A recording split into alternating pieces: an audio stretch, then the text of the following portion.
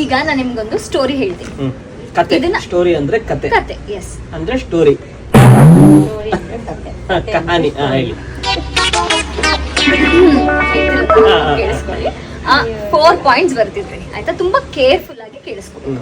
4 points ತುಂಬಾ careful ಆಗಿ ಕೇಳಿಸ್ಕೋಬೇಕು. 1 point miss ಆದ್ರೂ ಲಾಸ್ಟ್ ಅಲ್ಲಿ ಪ್ರಾಬ್ಲಮ್ ಆಗುತ್ತೆ. ಓಕೆನಾ? ಯಾರಿಗೆ? ನಿಮಗೆ ಒಬ್ವಿಯಸ್ಲಿ. ಸೊ ಫಸ್ಟ್ ಪಾಯಿಂಟ್, ಅಣ್ಣ ತಂಗಿ ಇರ್ತಾರೆ ಇಬ್ರು. ಅವ್ರದ್ದು ಇದು ಸ್ಟೋರಿ. ತಂಗಿ ಕಿಚನ್ ಅಲ್ಲಿ ಅಡಿಗೆ ಮಾಡ್ತಾ ಇರ್ತಾಳೆ, ರೊಟ್ಟಿ ಮಾಡ್ತಿರ್ತಾಳೆ. ಇವನ್ ಹಾಲಲ್ಲಿ ಕೂತ್ಕೊಂಡಿರ್ತಾನೆ. ಇವನಿಗೇನೋ ಸೀದೋಗರೆ ಸ್ಮೆಲ್ ಬರುತ್ತೆ. ರೊಟ್ಟಿ ಸೀದಿದೆ ಅಂತ ಅನ್ಸುತ್ತೆ ನೋಡು ಅಂತ ಹೇಳ್ತಾನೆ ತಂಗಿಗೆ.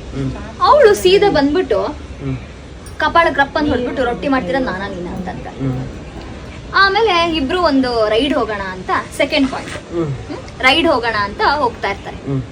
ಫುಲ್ ಸ್ಪೀಡ್ ಅಲ್ಲಿ ಹೋಗ್ತಿರ್ತಾನೆ. ನಾನು ಸ್ವಲ್ಪ ಸ್ಲೋ ಮಾಡು ಅಂತ ತಿರ್ಗ್ಬಿಟ್ಟು ರಪ್ಪ ಅಂತ ಕಪಾಳ ಹೊಡ್ಬಿಟ್ಟು ಗಾಡಿ ಓಡಿಸ್ತಿರೋದು ನಾನಾ ನೀನಾ ಅಂತ ಇವನಂತಾನೆ.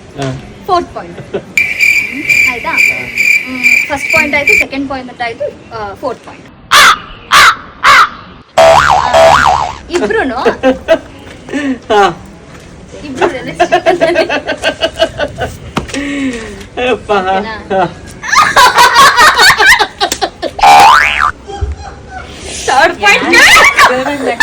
ಥರ್ಡ್ ಪಾಯಿಂಟ್ ಕೇಳಲ್ಲ ಅಂತ ಅನ್ಕೊಂಡೆ. ಆಮೇಲೆ ಕತೆ ಗೊತ್ತಾಗ್ಬಿಡುತ್ತೆ ನೋಡಿ. ಗೊತ್ತಾಗೋಯ್ತು ಅಷ್ಟು ಬೇಗ. ನಾವೇ ಟುಸ್ ಆದ್ವಿ. ನಾನೇನಾದ್ರು ಮಾಡ್ಬಿಡಿದ್ರೆ ನಾನು ಟುಸ್ ಹಾಕೊಂಡು ಅಳ್ಕೊಂಡು ಹೋಗ್ತಿದ್ದೆ.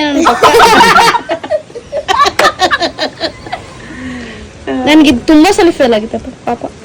ಮಾಡಿ ಇನ್ನು ಎಷ್ಟೊತ್ತು ಮಾಡ್ತೀವಿ.